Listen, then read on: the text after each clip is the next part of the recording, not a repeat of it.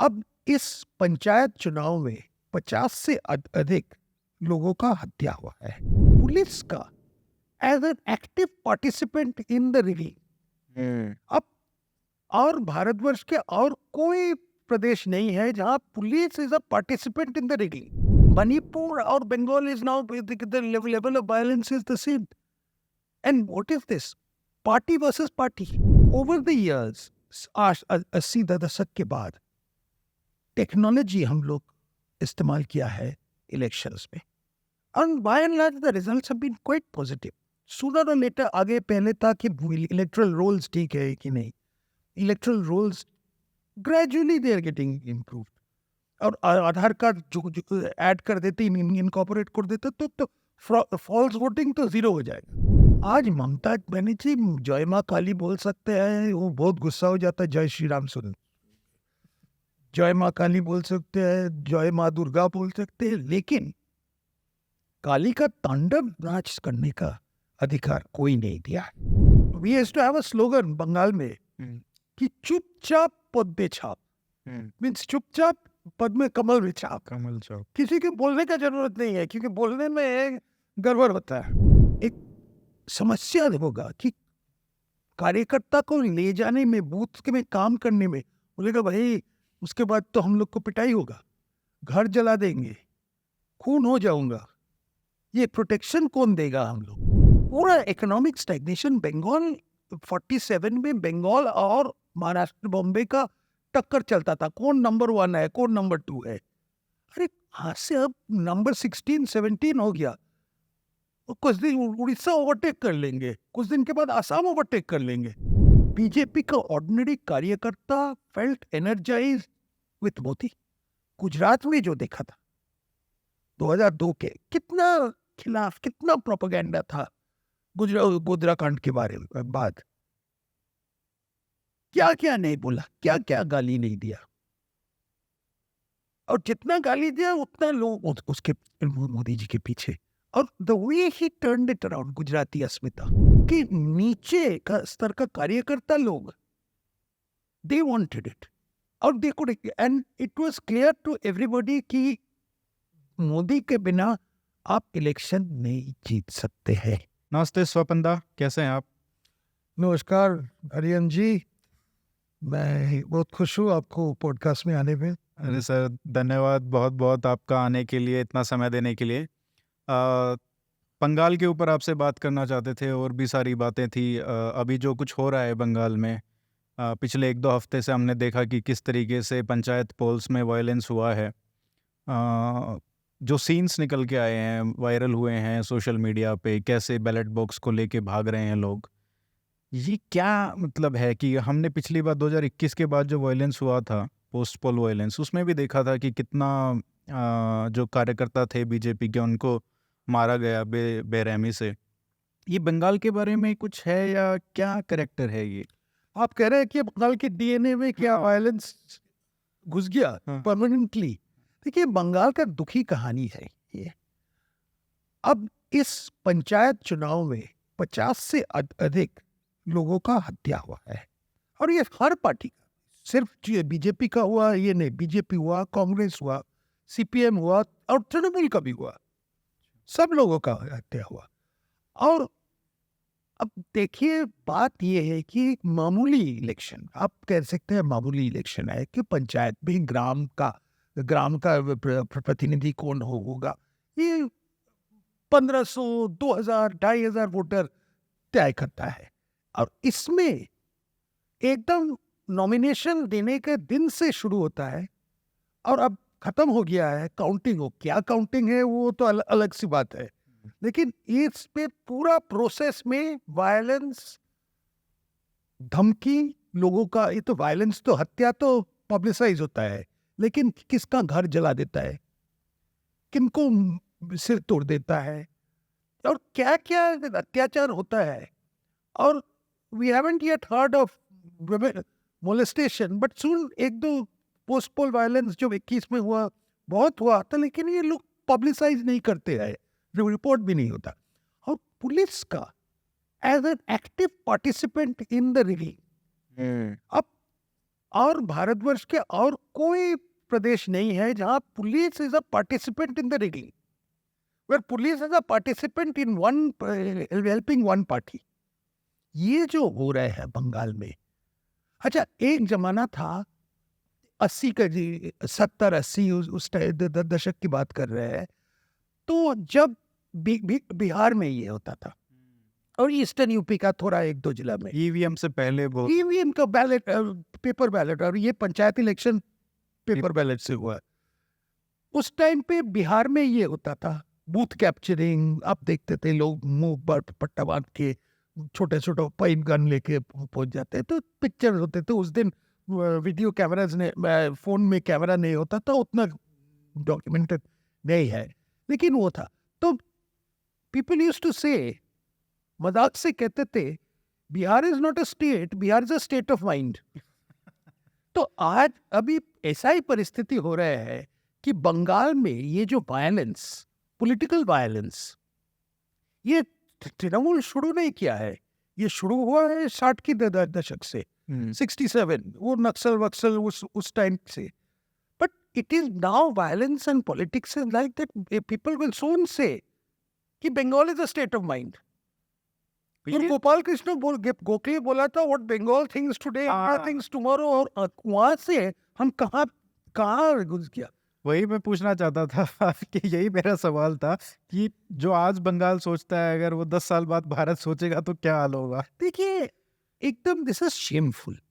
मैं बंगाली हूँ, एक जमाना था ठीक है, बंगाल टैगोर का बंगला, बंकिम चंद्र का बंगला, अब अमर्त्य सेन का भी बंगला बोल सकते थे, लेकिन आज क्या बोलेंगे?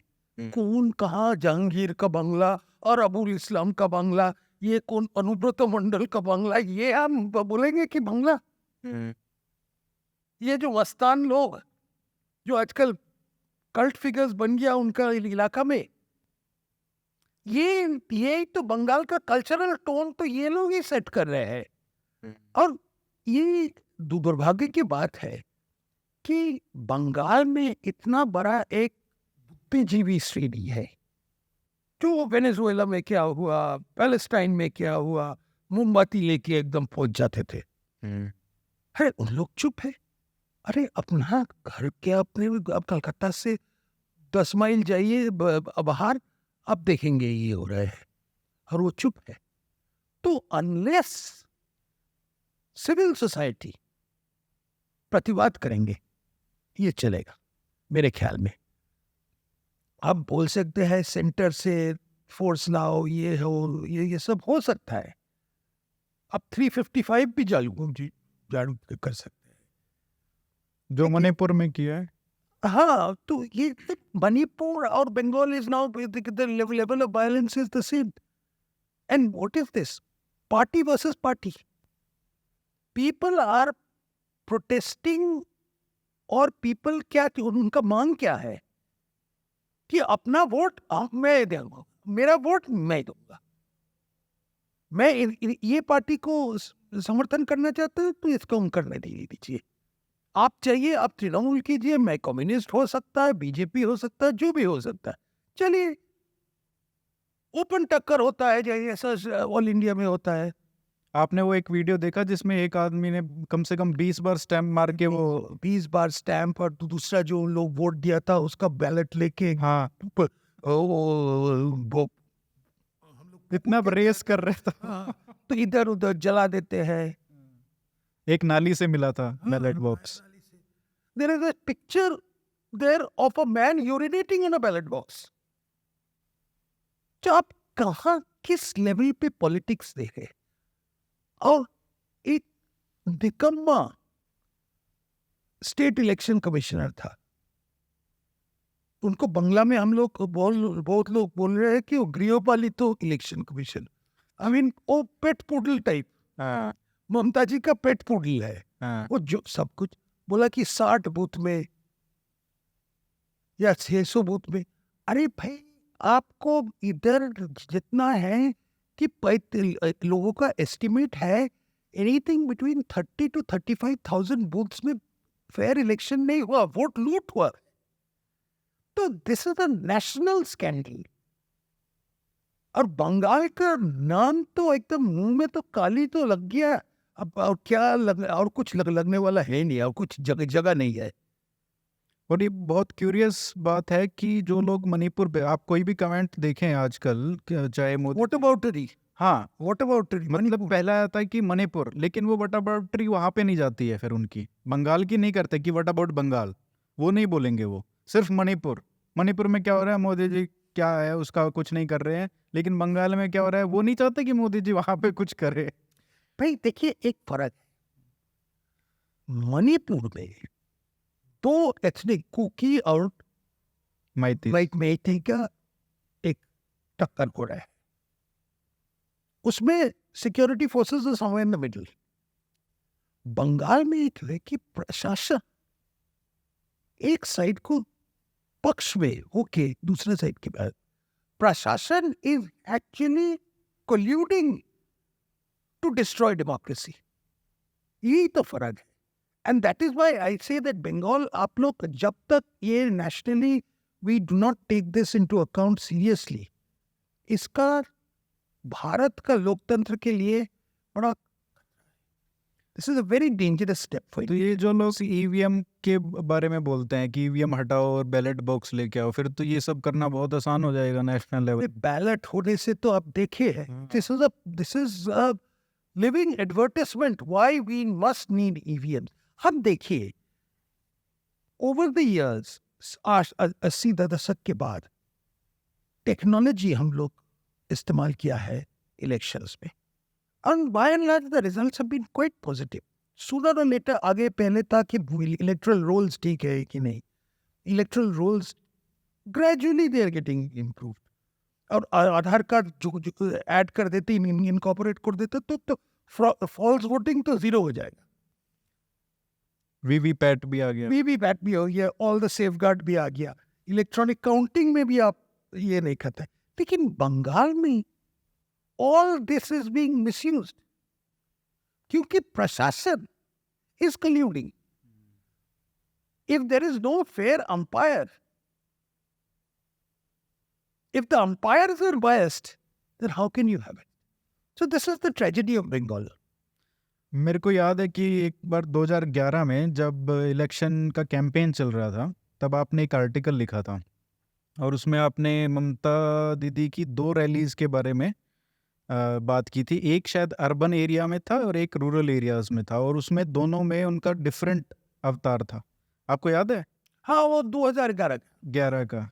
तो क्या वो दूसरा वाला जो अवतार है, रूरल एरियाज में जो स्पीच दिया था, आपने कहा था वो जय माँ काली वाला जो अवतार है, वो अब इस वायलेंस में और ये सब सपोर्ट कर रहे हैं वो जिस तरीके से। ममता इस बार पंचायत चुनाव में कैंपेन नहीं किया, एक दो रैली किया था, लेकिन रैली नहीं किया। लेकिन उनका जो साइलेंस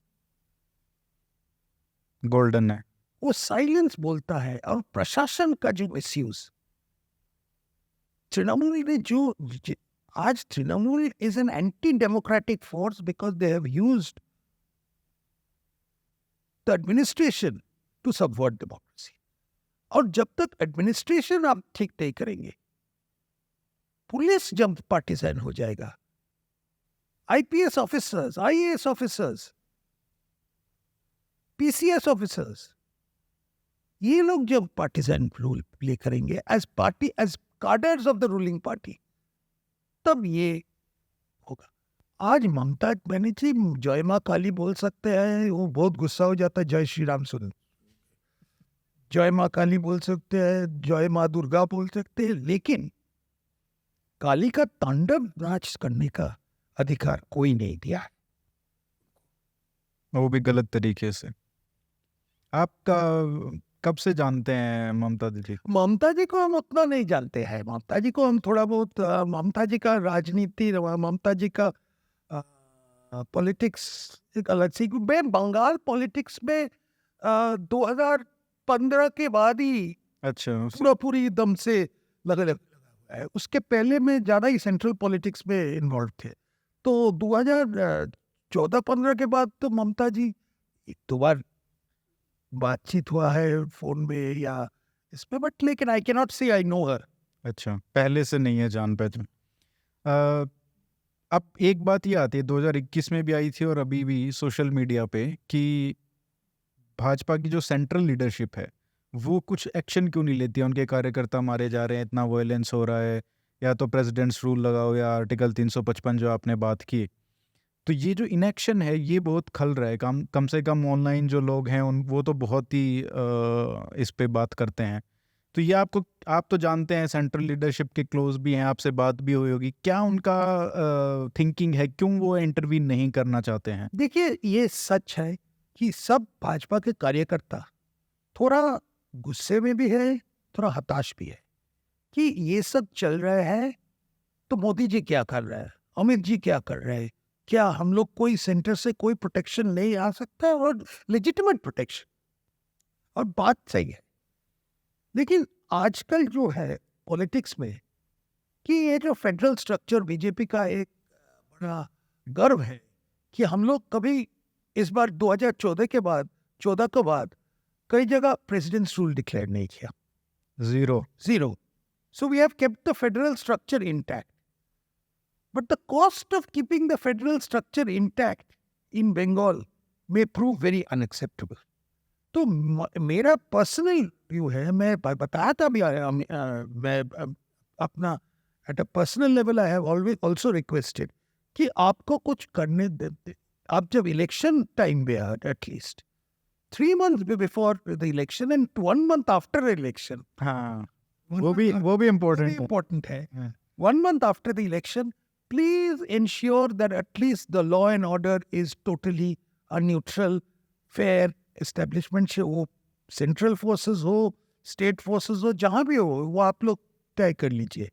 ज़्यादातर सेंट्रल फोर्सेस ही बेटर है, बट बंगाल में 10 फेज इलेक्शन कीजिए, लेकिन make sure this is there. जो वोट जहाँ पे डालना चाहता है बेझिझक डाल पाए। अपने वोट अपने डालने, निजेर वोट निजे दी। We have to have a slogan Bengal में कि चुपचाप पद पे छाप, मीन्स चुपचाप पद में कमल भी छाप। कमल चौक। किसी के बोलने का जरूरत नहीं है, क्योंकि बोलने में गड़बड़ होता है। तो ये अभी जो ये जो एटमॉस्फियर ऑफ फियर, भय का जो एक माहौल बंगाल में 2021 के इलेक्शन के बाद, पोस्ट पोल वायलेंस और पूरा पंचायत, तो अब जब 24 का इलेक्शन होगा तो आप अनुमान कीजिए किस टाइप ऑफ एटमॉस्फेयर में ये इलेक्शन होगा। और हम लोग बीजेपी में, हम लोग का एक समस्या होगा कि कार्यकर्ता को ले जाने में, बूथ के में काम करने में, बोलेगा भाई उसके बाद तो हम लोग को पिटाई होगा, घर जला देंगे, खून हो जाऊंगा, ये प्रोटेक्शन कौन देगा हम लोग? And this is a protection we are not seeking out of as a favor. We are seeking as a right of an ordinary citizen to conduct their democratic politics. So this is our appeal to the central authority. This is our appeal to the judges of the Supreme Court who will probably be adjudicating it. कि आप आ जाइए, आप तो बहुत एक किसी को habeas corpus करने में तीन जज बेंच को एक डांस रात को इंटरप्ट करके कर सकते हैं। यह 50 आदमी मर गया, कितना लोग घर उसका जला दिया। We are also citizens of India. We may not have that much connections, but we too deserve protection. Our politics is our politics, and I think just because we are in one corner, एक कहावत journalism में होता था, लोग जो करते थे आसाम में कोई गड़बड़ होता तो कवरेज नहीं करते था ये नेशनल चैनल्स, तो क्या उसके कारण में लोग पूछते थे, बोलो tyranny of distance. Assam Bengal के कलकत्ता का आसपास टिरनी ऑफ डिस्टेंस हो गया, तो सुप्रीम कोर्ट का भी हम लोग बोलते हैं कि भाई टिरनी ऑफ डिस्टेंस हमें मत दीजिए। We are requesting you, you are the highest court, you will have to ultimately adjudicate. इसका आइडियोलॉजिकल जेनेसिस कहाँ पे? जैसे आपने कहा कि क्या था बंगाल पहले और अब क्या हो गया है, तो ये डिटेरियोरेशन कब शुरू हुआ? मतलब क्या फेज़ था वो, जब आपने तो देखा है कि 1955 में आपका जन्म हुआ। आप वहाँ से हैं, आप इंटरेस्ट तो लेते रहे होंगे, देखते रहे होंगे कि किस तरीके से आपने ज्योति बसु का भी रूल देखा, आप लिखते भी रहे हैं उसके ऊपर। तो क्या आप किस तरीके से इसको डायग्नोज़ करेंगे? देखिए, इसका शुरू तो हुआ है एक जुवेनाइल रेवोल्यूशन करके, वो नक्सल वालों, हुँ, एंड उनका क्लास स्ट्रगल, उनका जो Mao China's chairman is our chairman, China's path is our path, आपको याद हो? अरे आप, हमको, हम तो, हमारा तो याद है हाँ। कि इतना बड़ा स्टेंसिल करके माओ का पिक्चर, ट्रैफिक पुलिसमैन को खून करना, लोगों का जो घेराव मूवमेंट, तो between the CPM and the Naxalites एक क्लास स्ट्रगल का जो एक माहौल तैयार किया। फर्स्ट इन्वेस्टमेंट स्टार्टेड लिविंग, और वो जो स्टैग्नेशन शुरू किया, वो स्टैग्नेशन में और दो चीज हुआ। एक की muscle power became a factor in, आप पहले था लिटिल विटिल वो सब छोटा मोटा जमींदारी वो बिहार में जैसे जैसा थोड़ा बहुत था, लेकिन इतना ऑर्गेनाइज्ड एंड इंस्टीट्यूशनल स्केल में नहीं था। और अब जो हुआ है कि बंगाल का जो स्टैग्नेशन जो हो रहा है, पूरा इकोनॉमिक स्टैग्नेशन, बंगाल 47 में बंगाल और महाराष्ट्र बॉम्बे का टक्कर चलता था, कौन नंबर 1 है, कौन नंबर 2 है। अरे आज से अब नंबर 16 17 हो गया, और कुछ दिन उड़ीसा ओवरटेक कर लेंगे, कुछ दिन के बाद आसाम ओवरटेक कर लेंगे। ये तो now the point is there is no new investment. You have a political system एक जो इज एंटी इन्वेस्टमेंट, और उसके ऑन टॉप ऑफ दैट जो हो रहा है कि एक पॉलिटिकल कल्चर तैयार हो रहा है जिसको बोल रहा है कि बंगाल में से बाहर के लोग को भगाओ। इन अदर वर्ड्स, सब कुछ अब जब आप जब नौकरी नहीं दे पाते, इन्वेस्टमेंट नहीं ला सकते हैं, कोई अपॉर्चुनिटीज नहीं क्रिएट कर सकते हैं, जब कॉलेज का डिग्रीज आप बिक रहे हैं, आप जब सिविल सर्विस एग्जाम का local provincial civil service exams का रिजल्ट्स आप डॉक्टर कर रहे हैं, all this is for sale. ये सब सिचुएशन में आप कह रहे हैं कि আমরা বাংলায় থাকবো, ওরা থাক, ওরা ওদের হিন্দি ভাষীরা থাকবে না, ये सब गुजराती कंस्पिरेसी है, वो जी वाला ये आ रहा है, ये सब करके तो आप, so I think we have reached a situation where I think ultimately Bengali लोग को अपने आप ही सोचना पड़ेगा, आपका भविष्य क्या है, आपका भविष्य, सामने का जनरेशन्स का भविष्य क्या है। हम लोग क्या सब, हम तो we are the largest community of migrant labor now, because anybody who can in Bengal, वो one way ticket economy चलता है, you buy a ticket out of Bengal. But it's very painful to leave your state and It never. is very painful, but how look at the number of people who have left the state. आप देखिए कितना लोग, अब बेंगलुरु में 12 लाख बंगाली है, 12 लाख? 12 लाख हमको बोला, ये ऊपर से नीच तक पोजीशन लेके बैठा है। अब क्यों है? अच्छा ठीक है, अपॉर्चुनिटीज बेंगलुरु में है, नो डाउट अबाउट इट, एक वाइब्रेंट इकोनॉमी है, ये है, लेकिन इस ये भी है कि not even a fraction of that is replicated in Bengal.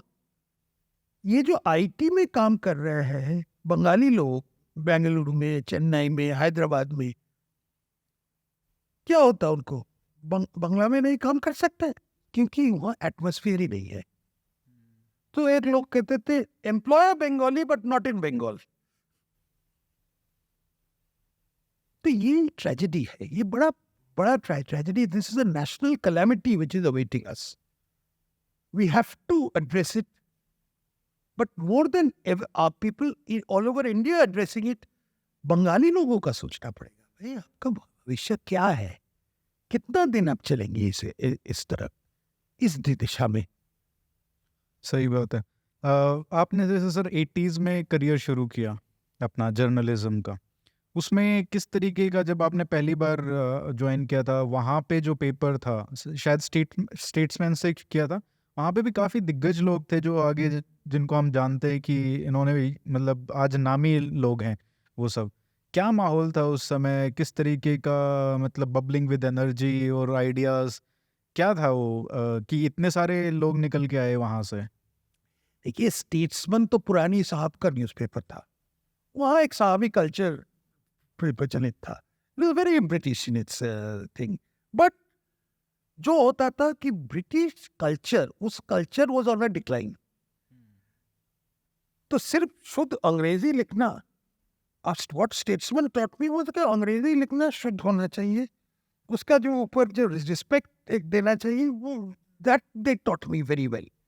जितना अंग्रेजी में जानता था, बट हाउ टू होन it into absolutely purest form. तो कभी कभी लोग हमको अभी भी बोलते हैं कि आप बहुत कठिन अंग्रेजी लिखते हैं। मैं कठिन नहीं लिखता हूँ, लेकिन मैं शुद्ध थोड़ा अंग्रेजी लिखता हूँ। और उसका कारण ये है कि दैट ओरिएंटेशन और स्टेट्समैन में जो दिया था उसको, मैं इंग्लैंड में मेरा एजुकेशन भी था, लेकिन इंग्लैंड का कंट्रीब्यूशन नहीं है इसका। ये कंट्रीब्यूशन है ये पूरा स्टेट्समैन का, हम लोग का देसी साहब लोग हमको सिखाया। हाँ। तो लेकिन देखिए, दो तीन चीज हम उल्लेख करना चाहते हैं ये जर्नलिज्म के बारे में, political journalism which is what it is. देखिए, आजकल एक बड़ा समस्या हो गया है कि एवरीवन वांट्स अ बाइट। यही तो है। जर्नलिज्म का मतलब हो गया कि गेट अ बाइट। हम लोग एक जो डीप बैकग्राउंड, एक पॉलिटिकल लीडर से एक संपर्क तैयार करना, टू अंडरस्टैंड हिम, उनका माइंड कैसा, हाउ डिज माइंड वर्क्स, उसका कंपल्शन क्या है, उसका ऊपर दबाव क्या आता है, क्या उनका साथ में जो इकोसिस्टम है क्या है, ये सब समझने में बहुत टाइम लगता था। 5 साल 10 साल लगता था। So you are investing your time in individuals. तो उस टाइम पे देखिए, उस टाइम भी छोटा यूथ कांग्रेस था या कोई बीजेपी का एकदम मामूली यूथ कार्यकर्ता था, those were the ones who were growing. Ultimately आपको कनेक्शंस उस टाइम से है। धर्मेंद्र प्रधान से कनेक्शन हम, जब वो एक मामूली एमएलए था, 80s में? नहीं 90s में मामूली एमएलए था। अच्छा, उस दिन कल मेरे घर सुशील मोदी आया था। सुशील मोदी याद कर रहे थे, अच्छा लेट 80s में हम लोग जमशेदपुर में जब मिले थे एक सेमिनार में, तो मोदी जी के साथ पहले मुलाकात हुआ 91 इलेक्शन में। कहाँ, मतलब नेशनल? 91 इलेक्शन में अडवाणी जी उस टाइम पे 2 जगह से खड़ा हुआ कंटेस्ट कर रहे थे, दिल्ली। एक न्यू दिल्ली और एक गांधीनगर। तो जब गांधीनगर उन्होंने गया, 2 दिन कैंपेन किया गांधीनगर में, क्योंकि इतना सेफ सीट था। तो उस 2 दिन में मोदी जी का, मैं पहले मोदी जी को साथ, मोदी जी आके ही अडवाणी जी पहुंचने के बाद ही मोदी जी उनको ब्रीफ किया कि ये हो रहा है। हाँ। और रात को, अब मेरे याद है, वो मोदी जी हमको बोला चलो तुमको ये इलेक्शन दिखाएंगे हम। हाँ। तो रात 2 बजे तक अहमदाबाद, पुराना अहमदाबाद में इलेक्शनिंग होता था। That was pre session. Session में 10 बजे का कर्फ्यू कर दिया, उसके पहले सारा रात चलता था इलेक्शन। तो मोदी जी को साथ उस टाइम पे मोदी जी लेके गया उधर। तो रात 2 बजे पुराना मोहल्ला था, तो गली वली वाला था, शायद आपको 5 से 6 हजार लोग आदमी, थोड़ा, I mean it was entertainment come political education, दोनों ही हो रहा है। अच्छा, तो मोदी जी ने पहले बार हम सुना था मोदी जी भाषण देने का, पहली बार जब पहली बार रात में 2 बजे? रात में 2 बजे। और उनका तो जो भाषण, उनके मोदी जी का भाषण में एक अटल जी जैसा एक अलग स्टाइल है। मोदी जी का एक एलोक्वेंट एकदम, एक ये होगा। एक बार 90s में, 97 या 98 में, एक बार वाइको, आप जानते हैं एमडीएम के, तो वाइको का अटल जी को साथ गए थे वाइको का एक पार्टी का एक कन्वेंशन हो रहे थे Coimbatore I don't remember exactly the name, Coimbatore जैसा कुछ छोटा टाउन में। हाँ, तो तमिलनाडु वाले तमिलनाडु, तो उस टाइम पे बीजेपी के साथ एमडीएमके का एक अलायंस था, तो प्रभारी था नरेंद्र मोदी। तो नरेंद्र मोदी को स्पीच देने के लिए, तो मोदी जी तो तमिल नहीं बोल सकते हैं, हाँ, तो एक ट्रांसलेटर भी रेडी था, तो मोदी जी ने शुरू किया। तो पहले बार आप सुनिए, देखिए वाइको का उसमें रैली, वाइको एकदम एक्सट्रीम ड्राविडियन पर मोदी जी ने शुरू किया हिंदी में बोलने में, तब जब ट्रांसलेटर है लोग नहीं, क्योंकि जो भी हो कितना समझा कितना नहीं समझा ये पता नहीं, लेकिन उनका जो फ्लो जो था एक वेरी बड़ा अट्रैक्टिव था। जैसा अटल जी जब प्रधानमंत्री बना लेट 90s में 698 अटल जी का last great speech in my view was 96 का पार्लियामेंट में जो दिया, आई थिंक 90 13 दिन में इनका सरकार का जो रिजाइन किया था। रिजाइन किया, दैट वाज हिज लास्ट। उसके बाद अटल जी प्रधानमंत्री होने के बाद अटल जी का स्पीचेस में उतना दम नहीं था, बिल्कुल बड़ा केयरफुल हो गया था, प्रधानमंत्री बात करेंगे, लेकिन पुराना दिन की बात है।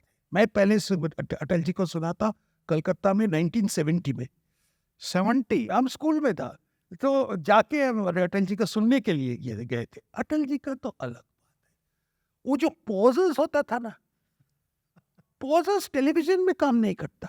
क्लासिक। हाँ, टेलीविजन में पॉजेस नहीं चलता, लेकिन आप चले जाइए रियल लाइव एकदम मैदान में, अरे उसका इफेक्ट क्या होता था, जबरदस्त। हर एक चीज हम याद करेंगे अटल जी का इस संदर्भ में। 93 में एक बार भीलवाड़ा में वो राम जन्मभूमि का डेमोलिशन के बाद जो इलेक्शन हुआ ना, तो 93 में भीलवाड़ा में 9-10-11 बजे इलेक्शन में पूरा पैक था, अटल जी बोल रहे थे, और क्या poetry. I just want to know things, I was still nominally writing also for, मेरा नोट्स था एक लाइन, तो अटल जी का बात ये है कि उसका तो poetry, there were no news points, he could, वो एक सिचुएशन, एक चित्र, एक छवि कंसर्ट टाइप है। तैयार कर सकते हैं, उसमें कोई न्यूज पॉइंट नहीं है। वही था अटल जी, उसका जैसा अयोध्या के दिसंबर 6 के अगले दिन लखनऊ में जो स्पीच, उसका 1-2 क्लिपिंग्स है, वो बड़ा मजाक स्पीच था, वेरी वो समतल करना पड़ेगा। एक्चुअली उसके पहले उन्होंने कहा नुकीले पर कल हमारा सांसद जयवंतीबान मेहता गए थे, इतना लोग, what he basically was trying to say was she was pushed around, shoved around, but उनका जो भाषा, मेरा हिंदी उतना नहीं अच्छा नहीं है, लेकिन उनका भाषा जो था, everybody was laughing. मतलब as a prime minister also you could go and meet him. He was quite accessible. I will take a prime minister. But पहले से रिलेशन होगा ना, वो तो कई साल। अटल जी थोड़ा हमको एक समस्या होता था कभी कभी, अटल जी थॉट कि मैं अडवाणी जी से ज्यादा क्लोज। अच्छा, उसमें वो अडवाणी जी का वो जो बंगाली है ना, अटल जी नाम किसी को याद कर नहीं सकते, एक बार भूल जाते थे नाम याद ही नहीं कर। एक बार वो उत्तराखंड जब हुआ है, तो नित्यानंद स्वामी करके एक आदमी को देहरादून का फर्स्ट सीएम बना दिया, तो द जोक वेंट अराउंड कि that was the only name he could remember. अच्छा, उनका जो सिक्योरिटी गार्ड था वो नेपाली, तो अटल जी का नाम कभी याद नहीं रहता। देखिए, इंटरेस्टिंग कि अटल जी कोई संगठन में डिटेल्स उनके लिए कुछ नहीं। Atal ji was a poet, बड़ा बड़ा चित्र ये वो ये सब। और Advani ji nuts and bolts, हाँ इस जगह का कौन प्रदेश अध्यक्ष कौन होगा, इसको साथ किसका चलता कि वो अच्छे से जानते थे सबको, सब कुछ उन लेवल। ऑर्गेनाइजेशन। हाँ, शायद अटल जी 50s में 60s में जानते थे हो, पर उसके बाद जब उनका तो आई थिंक 84 के बाद वो थोड़े संगठन से दूर। दूर हो गया। हाँ, अडवाणी जी जब प्रेसिडेंट बने पार्टी के। But लेकिन in my childhood until when I was in college, Atal ji was unquestionably the hero. Atal ji को सुनने के लिए लोग people were mad. Atal ji was, Jansangh का मतलब होता था Atal ji, he represented the Jansangh. और बीजेपी में right till 84, it was only after the रथ यात्रा that Advani ji became something. और Advani ji was surprised himself that the रथ यात्रा got such a lot of अच्छा, उनको विश्वास नहीं था ये सब। उनको विश्वास नहीं। अडवाणी जी थोड़ा शाई होता था मैस इस पे। बैक रूम में थोड़ा। अडवाणी जी को हर वक्त आप देखते थे ऐसे ऐसे एक होता था बैक रूम में पसंद करते थे रहना। अडवाणी जी का उनका जो स्पीचेस था होते थे एकदम वेरी क्लिनिकल, एकदम पॉइंट, एकदम मैटर ऑफ फैक्ट। पार्लियामेंट में अच्छा होता था वो, that was very good for parliament. But parliament का स्पीच और बाहर का स्पीच अलग होता है। तो अडवाणी जी का ये थे। बाद में थोड़ा बहुत वो 91 as the crowd started, Advani ji also got. तो ये क्राउड का कोई इफेक्ट होता है राजनीति में, इतना जब क्राउड होता है तब अपने आप बन जाते हैं पोएट्री भी। अच्छा, इनसे कब मिले आप दोनों से, अडवाणी जी से और वाजपेयी जी से पहली बार कब मिलना हुआ?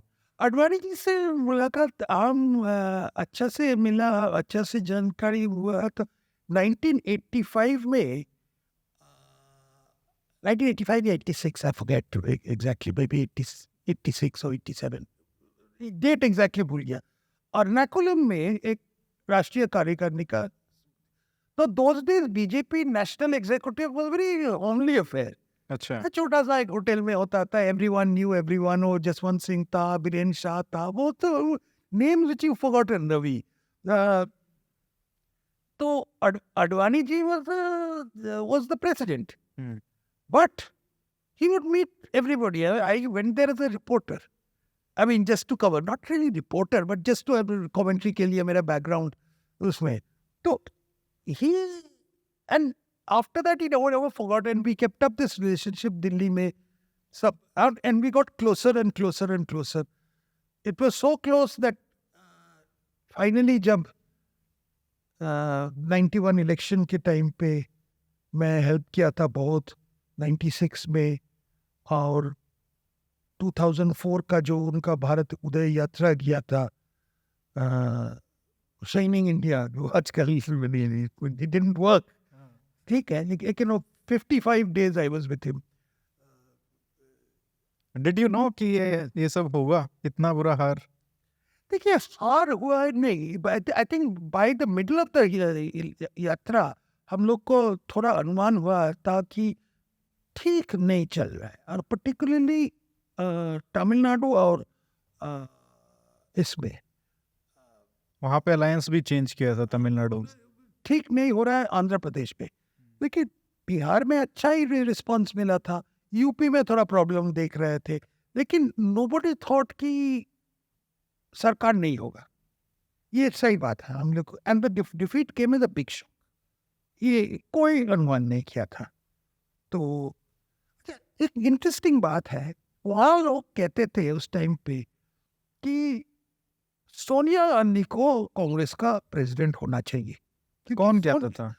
बीजेपी में एक विजडम होता था। अच्छा, क्योंकि बोलता था कि देखिए, सोनिया होने से कांग्रेस जीतेगा नहीं कभी, तो इसीलिए हमारा इंटरेस्ट है सोनिया को वहाँ रखने के लिए। देखिए, बट डिस्पाइट दैट, ये सब करने में Sonia Gandhi, actually the Congress got more seats than the BJP, true. and the Congress Congress also didn't expect it, हाँ, वो भी नहीं एक्सपेक्ट। उन्होंने एक्सपेक्ट नहीं किया। लेकिन उस टाइम पे एक चीज था कि बीजेपी का कार्यकर्ता लोग एक बड़ा डिस्टेंस फील कर रहे थे, alienated from the government. And ये एलियनेशन बहुत, उनका जो कनेक्ट था, कोई कनेक्ट नहीं हो रहे थे। नागपुर में मेरे याद है तो अयोध्या के बारे में क्या हो रहा है अयोध्या, और उस टाइम पे अयोध्या में एक स्टीलमेट था कि आप बात ही भूल गए थे जैसे। भूल गए थे, थोड़ा बहुत इलेक्शन के टाइम में आ जाता था ये वो। तो इस आई थिंक एक चीज आप देख सकते हैं कि मोदी जी एक चीज किया है, 2014 के बाद पार्टी इज इक्वली एक्टिव। इसलिए अमित शाह जी को बनाया प्रेसिडेंट। थोड़ा तो अमित शाह अभी भी मेरे ख्याल में पार्टी का his real interest is in the party.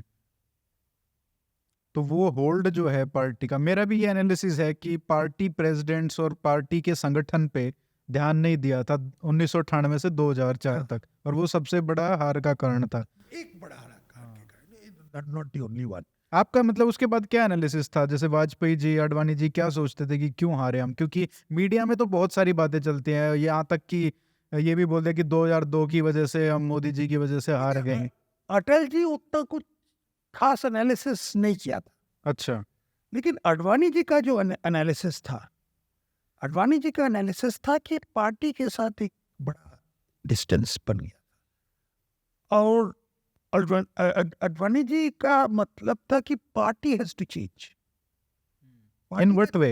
ये पार्टी का चिंताधारा उतना आइडियोलॉजी से आइडियलिज्म में चला जाना चाहिए। एक बड़ा ये बड़ा विवाद के कारण हो गया था। हाँ। फ्रॉम आइडियोलॉजी टू आइडियलिज्म, उनका जो ये था, आरएसएस ये नहीं माना। बट इसका क्या मतलब? मतलब ये था कि उतना आप हिंदुत्व मत कीजिए। ये आडवाणी जी क्या? आडवाणी जी का प्राइवेटली इन्होंने कहा। तब तो वो आइडियलिज्म क्या है मतलब इस? आइडियलिज्म की भी कि आप सरकार चलाने में ध्यान दीजिए। अच्छा। आपको सुष्ट सरकार, आपको अपना integrity, personal integrity, good governance. Good governance, एक बड़ा चिंता लेके, पेट्रियोटिज्म, ये सब लेके चलना चाहिए। और वो सब हिंदुत्व थोड़ा कम कर दीजिए। ये ज्यादा उन्होंने कर दिया, उसके बाद वो पाकिस्तान वाला हो गया। पाकिस्तान वाला का मामला अभी हुआ था कि उनका आगरा समिट।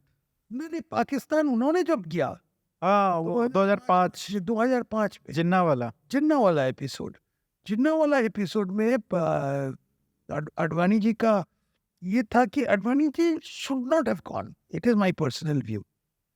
एंड आडवाणी जी, उनका जो हॉस्पिटैलिटी, पाकिस्तानी था वेरी गुड एट हॉस्पिटैलिटी, ये बोल रहे थे। उन्होंने पूरा रेड कारपेट दे दिया, सब कुछ ये वो पुराना भावनाओं में बह गए फिर आडवाणी जी। आडवाणी जी का वो ज्यादा बोल दिया। और I believe he, I would name, उसका नाम हम नहीं करेंगे, एक एडवाइजर था जो आडवाणी जी को सबको पता है वो क्या, बर्बाद कर दिया। सबको पता है अभी कौन है वो। ठीक है, आपको पता है, लेकिन हम नाम नहीं करेंगे। अच्छा, तो उस समय जैसे 1991 में आप मोदी जी से पहली बार मिले, तो उनसे आप रेगुलर टच में रहे, और मेरे को लगा कि मतलब 2008-9 के आसपास आपने ये बोलना शुरू कर दिया था जब कैंपेन चल ही रहा था कि Modi will be the next. Is the face, हाँ। Modi is the face. ये कब आपने रियलाइज किया कि ही विल गो बिग? देखिए, जो गुजरात देखे थे, गुजरात में हम 2002 का कैंपेन देखा था गुजरात में, और इट वाज वेरी क्लियर आपको एकदम कि बीजेपी का ऑर्डिनरी कार्यकर्ता felt energise with Modi. Gujarat में जो देखा था 2002 के, कितना खिलाफ, कितना प्रोपेगेंडा था गोधराकांड के बारे में, बाद क्या क्या नहीं बोला, क्या क्या गाली नहीं दिया, और जितना गाली दिया उतना लोग उसके मोदी जी के पीछे। और the way he turned it around, Gujarati अस्मिता, उनको गाली दे दिया, कि आप सांप्रदायिक हैं, उन लोग आप मैं गुजराती अस्पताल। तो political angle of Modi ji was very clear that here was a man जो who could inspire and who उसके बाद एडमिनिस्ट्रेशन में जब उनका जो कब्जा था तो सो देयर वाज नो और ऐसा आदमी बीजेपी में देखिए ये बात सही है कि 2009 में जो अडवाणी जी जब अडवाणी जी को नाम दिया कि इसके मतलब था कि और कोई था नहीं। हम लोग आपको प्राइवेटली हम लोग बोलते थे है ना, चलिए तो हम लोग का गुरु दक्षिणा फाइनल गुरु दक्षिणा जानते थे कि भाई इस बार हारने वाले हैं होगा नहीं लेकिन यू ट्राई जो तो गुरु दक्षिणा दिया। लेकिन उस टाइम से हम लोग को सोचने था कि मोदी जी का नेक्स्ट देखिए लोगों का बहुत रिजर्वेशन था। संघ का भी उधर एक बड़ा संघ का अधिकारी हमको बोला वो आदमी तो बहुत अच्छा है लेकिन सब कुछ में कॉन्ट्रडिक्ट सब कुछ में मतलब उसके मतलब कि वो तर्क हर विषय में तर्क अच्छा जो हम कहते हैं वो नहीं मानता है कि वो जो डायरेक्शन कमांड इकोनॉमी वो नहीं मानते। अच्छा तो वो तो वाजपेयी जी भी नहीं मानते थे उतना कि वाजपेयी जी जब उनका उतना साल का एक्सपीरियंस का वाजपेयी जी 57 में पहले बार पार्लियामेंट आया तो वाजपेयी जी का एक अलग स्टैचर था। तो Modi hadn't acquired that stature. अभी अब स्टैचर अब तो कोई बोलेगा आप कोई नहीं बोलेगा उस टाइम पे। तो हम लोग यू हैव टू लॉबी सब लोगों को कि भाई इनको ही बनाइए बहुत कोशिश किया हम लोग ने मोदी जी का इसमें to get his name there.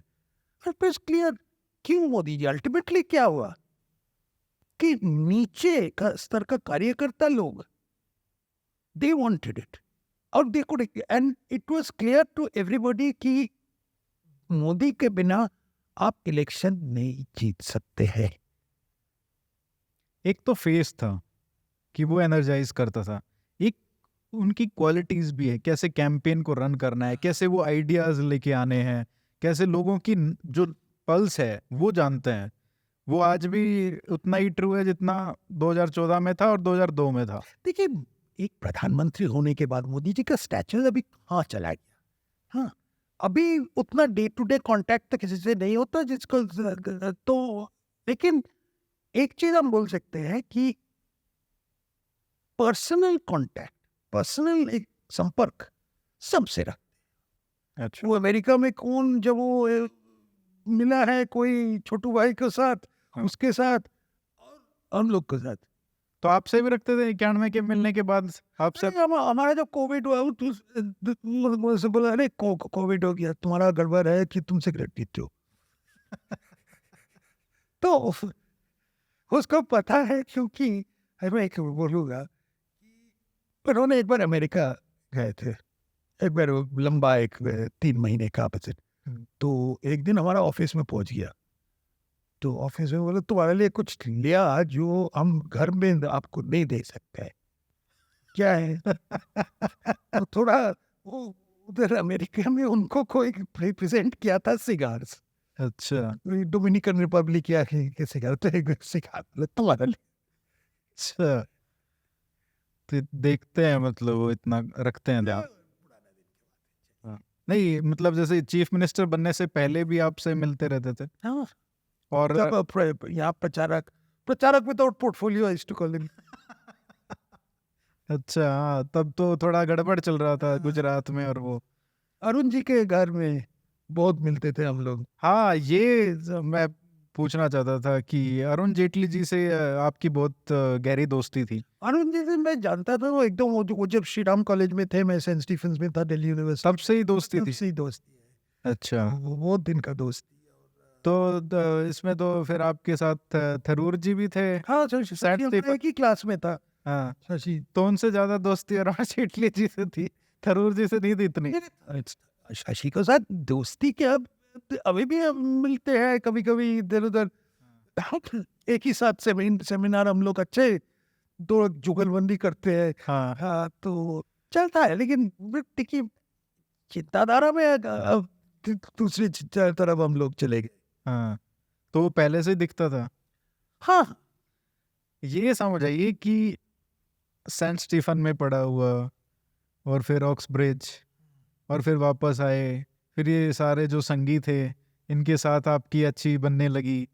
ये कैसे हुआ? मतलब बाहर से पढ़े, कॉन्वेंट एजुकेटेड, और फिर हिंदुत्व की बात आपको अच्छी लगती थी। राम मंदिर के आंदोलन में एक लोनली वॉइस जो बोला जाता था कि जो इंग्लिश मेन स्ट्रीम मीडिया में जो उनका पॉइंट ऑफ व्यू को डिफेंड करते हैं वो आप थे। तो ये कैसे, मतलब ये तो कॉन्ट्राडिक्शन लगा था उस टाइम। ये कॉन्ट्रडिक्शन लगेगा आप अगर इसको एक सोशल फिनोमिनल देखें, लेकिन if you see it as a intellectual person, मेरा जो चिंताधारा था, it was intellectual convert, it was intellectual person.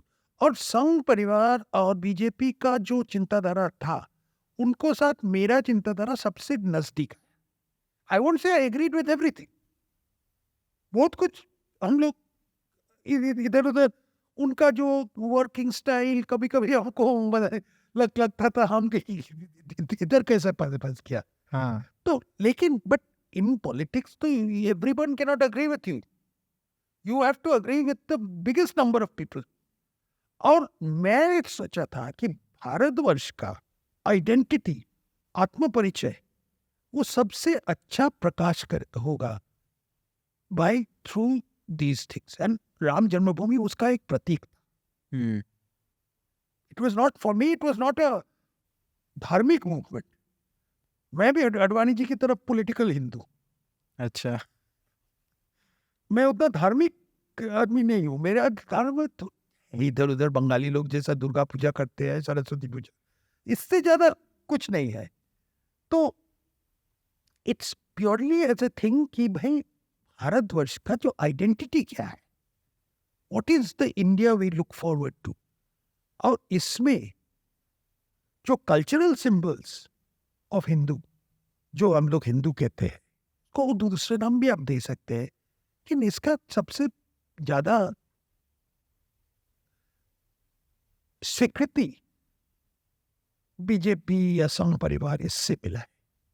आपको थोड़ा ये पैरेलल दिखता था कि जो आइडियाज जैसे आडवाणी जी के थे, वाजपेयी जी के थे, मार्केट इकोनॉमी को लेके, या और आइडियाज गवर्नेंस को लेके, वो कहीं ना कहीं जो आप ब्रिटेन गए थे तो आप थैचर के शायद फैन बन गए थे, तो वो थोड़ा दिखता था कि ये पार्टी कम से कम थोड़ी सी क्लोज तो है उस आइडिया। तो है, और विवाद भी था। हम जब 90s में जब मनमोहन सिंह पहले मार्केट इकोनॉमी इधर लगा, तो एक बार अब मेरे ख्याल में एक अडवाणी जी एक उनके घर में एक ब्रेनस्टॉर्मिंग, मलकानी जी भी था। हाँ अच्छा, मलकानी जी भी था, मलकानी जी तो मैं बोला कुछ एक विषय में, मैं भूल गया एग्जैक्ट विषय क्या था।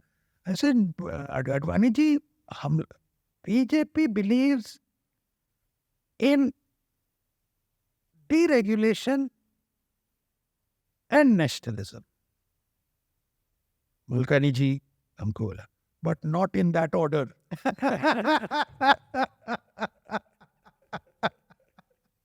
पहले नेशनलिज्म है फिर डिरेगुलेशन है। इंटरेस्टिंग। तो ये तो एक तो जैसे वाजपेयी जी के बारे में ये बोला जाता है कि कितने शालीन थे, कितना अच्छे थे, कंपेयर टू मोदी शाह का जो कॉम्बिनेशन है, ये रूथलेस हैं। जबकि अगर आप वाजपेयी जी के समय की देखा जाए तो उन्होंने भी कई लोगों को अपने जो पॉलिटिकल अपोनेंट से within the party, Madhok ji हो गए या नाना देशमुख हो गए, तो उनको भी मतलब पॉलिटिकली तो निपटाया ही था। रूथलेस तो थे। लेकिन उनका स्टाइल थोड़ा अलग था। मजाक चीज कविता वविता दे के उन्होंने करता। हाँ अरे जैसा Amit ji, Amit ji is a very learned person. Amit ji कभी कभी एक इमेज देता है कि वो गुंडा है। अमित जी गुंडा उंडा नहीं है।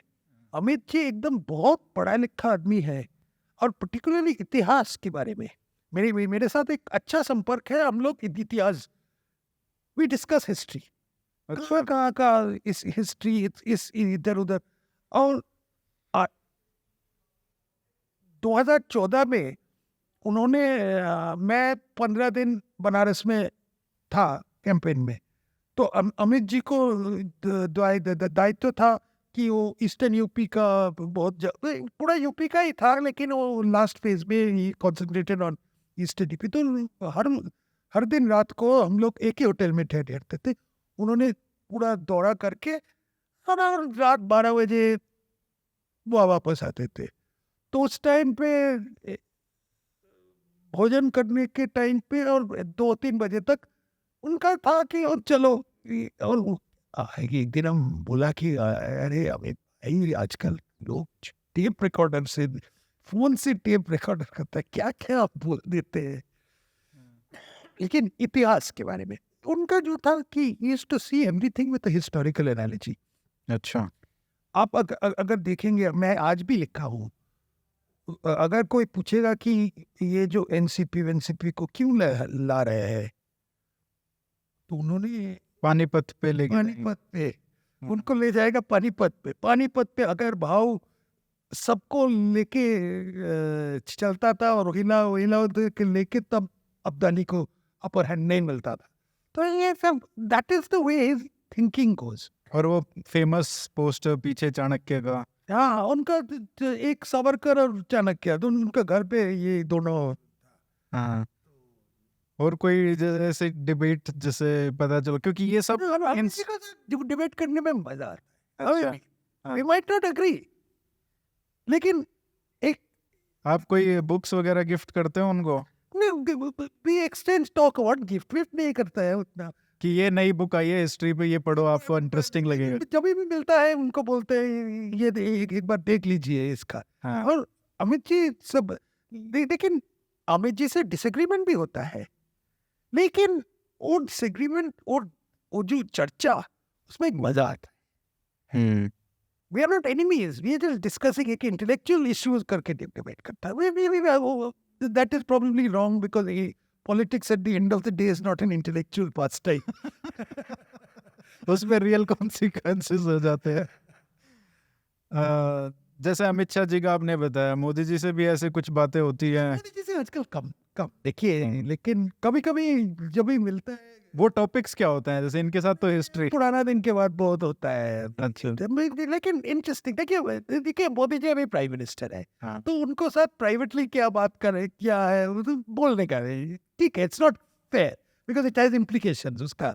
True. तो ठीक है, लेकिन पुराने दिन के बाद अभी भी होता है। लेकिन हम लोग वी मिस अरुण जी। अरुण जी एक ही वाज अ ब्रिज। अच्छा। उनके थ्रू आपका ज्यादा स्ट्रेंथन हुआ रिलेशन? अरुण, आज जो एनडीए का बातचीत ऐसा चल रहा है, ये कनेक्शन बादल के साथ, नीतीश को साथ करनी दे दे, शरद पवार को साथ या अजीत पवार, जो भी हो इधर उधर, एक जमाने में Arun used to do that. अच्छा। वो सब कनेक्शंस रखते वो एक लिंक मिसिंग लगता है ना, that word has not. Parliament में वो सब पार्टियों के साथ एक संपर्क जो, क्योंकि वो पहले से ही उनका अच्छा था। और एक बड़ा लॉयर होता था, लॉयर को, डॉक्टर और लॉयर्स को सब। हाँ। तो आप लोग क्या, मतलब आप लोग तो दोस्त थे कॉलेज टाइम के, तो कुछ भी डिस्कस करते थे? फालतू बात भी करते थे। वो जो रिपीट करना नहीं चाहिए। तो आप बोलते थे उनको कि अच्छा मेरे को ये, आप फाइनेंस मिनिस्टर बन गए हो, अब मेरे को ये पॉलिसी पसंद नहीं है, आप ये कुछ करो? एक दो बार तर्क होता था। हाँ। तर्क होता था। माने आपकी बात फिर वो? हाँ, तर्क होता था कि भाई आप सोशलिस्ट बन गया, ये सब कर अच्छा, आप बोलते थे उनको?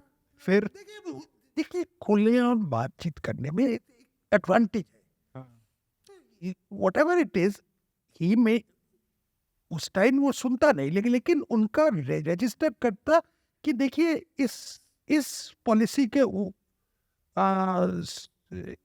इस पॉलिसी सब लोग मानते नहीं। At least that part is important. So तो जो constant feedback is very important. देखिए, आई कैन नॉट जज एवरीथिंग, क्योंकि क्या किस कारण में ये पॉलिसी, क्या सब इंफॉर्मेशन मेरे पास नहीं है। उनको पास है, तो वो कंस्ट्रेंट्स भी समझाते होंगे कि आप, कंस्ट्रेंट्स भी सब। क्योंकि कई बार होता है, आज भी यही होता है फाइनेंस मिनिस्ट्री में, कुछ ऐसा रूल आ जाता है कि आप कहते हैं यार ये क्या है, मतलब एक तरफ तो आप इस तरफ जा रहे हो और एक आप ये बात कर रहे हो। ये कभी कभी मिनिस्टर को पता भी नहीं चलता है बाबू लोग क्या लगा देते हाँ, वो फिर वापस से बैक ट्रैक करना पड़ता हैं। है। हाँ, हाँ वो पहले बार यशवंत सिन्हा का हुआ था। हाँ फेमस, तो वो यू टर्न सिन्हा उनसे नाम आया। इनका क्या एपिसोड है कि ये नहीं जानते नहीं जानते, यशवंत सिन्हा को नहीं जानते। यशवंत सिन्हा और अरुण शौरी हाँ और द टू पीपल रिस्पॉन्सिबल कि 2007 से अब इंडो यूएस न्यूक्लियर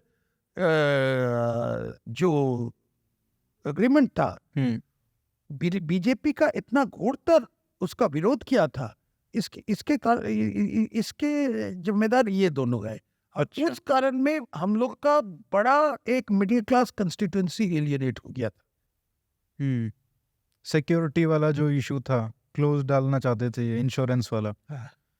तो इनका मतलब एक तो ये था, लेकिन अरुण शौरी की मैं भी देख रहा था 2007-8 से ये राइटिंग्स रही है कि Modi should become prime minister, वो उनका भी ये उनको क्लियर दिखने लग गया था, तो उसके वो चक्कर में उन्होंने और लोगों को एलिनेट कर दिया पार्टी में। तो इनका क्या कारण था कि 2014 में ये एकदम से, उतना नहीं था, उनसे उतना संपर्क ज्यादा नहीं था, तो आई अच्छा। Can't really talk about that. ठीक है।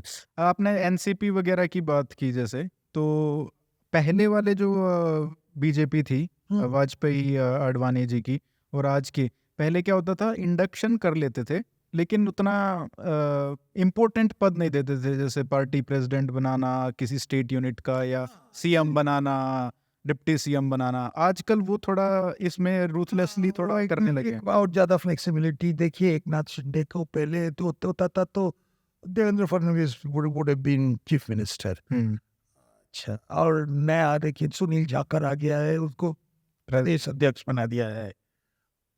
पहले तो ये नहीं होता था, एटलीस्ट वो सब पोजीशन।